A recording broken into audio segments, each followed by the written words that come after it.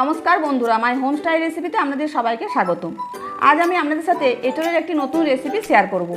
একঘেয়েমি এঁচোড়ের স্বাদ বদলাতে বানিয়ে নিন অপূর্ব স্বাদের ডিম এঁচোড়।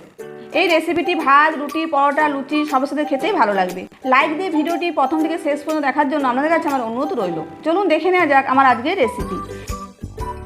এঁচোড়ের এই রেসিপিটি বানানোর জন্য প্রথমে আমি 500 গ্রামের এঁচোড় কেটে নিয়ে একটু নুন দিয়ে প্রেসার কুকারে একটি সিটি দিয়ে সেদ্ধ করে নিয়েছি।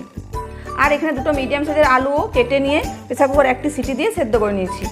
এবার এই সেদ্ধ করা এঁচোড়ের মধ্যে দিয়ে দিচ্ছি 1 চামচ আদা রসুন বাটা, 1 চামচ পেঁয়াজ বাটা, 1/2 চামচ ধনে গুঁড়ো, 1/2 চামচ জিরে গুঁড়ো, 1/2 চামচ হলুদ গুঁড়ো, 1/2 চামচ লাল লঙ্কার গুঁড়ো, আর দিচ্ছি স্বাদ মতো লবণ, আর দিয়ে দিচ্ছি 2 চামচ ফেটানো টক দই, আর দিচ্ছি একটি ডিম। এবার সব উপকরণগুলি ভালো করে এঁচোড়ের সাথে মিশিয়ে নেব।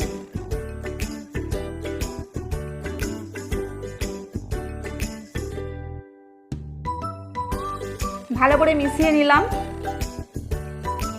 এরপর গ্যাসে কড়াই বসিয়ে পরিমাণ মতো তেল দিয়ে দিচ্ছি। তেলটা ভালো মতো গরম হয়ে গেলে কেটে রাখা আলুটা দিয়ে দিচ্ছি। সামান্য নুন আর সামান্য হলুদ দিয়ে দিচ্ছি। এরপর আলুটা হালকা করে ভেজে নেব।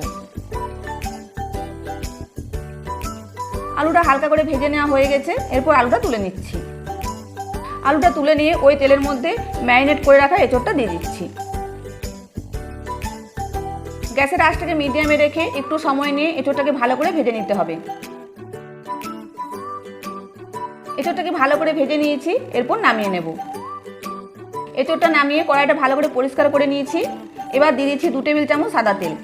তেলটা ভালো মতো গরম হয়ে গেলে দিয়ে দিচ্ছি একটা শুকনো লঙ্কা আর একটা তেজপাতা। একটু নাড়াচাড়া করে নিচ্ছি। একটু নাড়াচাড়া করে নেওয়ার পর দিয়ে দিচ্ছি একটা মিডিয়াম সাইজের পেঁয়াজ কুচি। পেঁয়াজটা হালকা করে ভেজে নেব।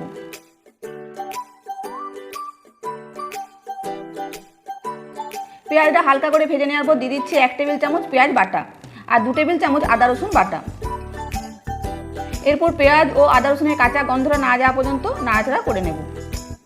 2 মিনিটের মতো নাড়াচাড়া করে নিয়েছি।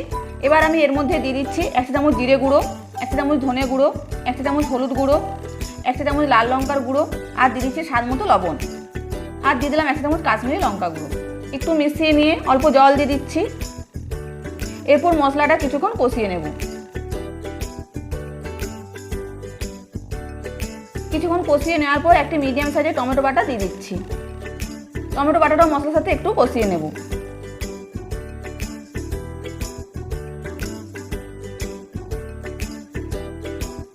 একটু কষিয়ে নেওয়ার পর দিয়ে দিচ্ছি 2 টেবিল চামচ ফেটানো টক দই। টক দইটা মশলার সাথে ভালো করে মিশিয়ে নেব। ভালো করে মিশিয়ে নিয়ে দিয়ে দিচ্ছি 1 চামচ চিনি। এরপর মশলাটা আরও কিছুক্ষণ কষিয়ে নেব।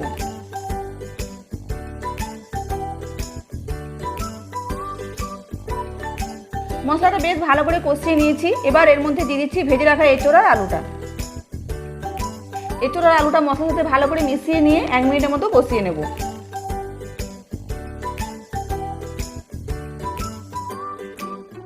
1 মিনিট কষিয়ে নেওয়ার পর দিয়ে দিচ্ছি 1 কাপ গরম জল। এঁচোড় আর আলু সেদ্ধ করাই আছে, আর এই রান্নাটা একটু মাখা মাখা হবে, সেই কারণে জল বেশি দেওয়ার প্রয়োজন নেই। জলটা ভালো করে মিশিয়ে নিয়ে গ্যাসের আঁচটা লোতে রেখে 5 মিনিট ফুটিয়ে নেব। 5 মিনিট ফুটিয়ে নিলাম।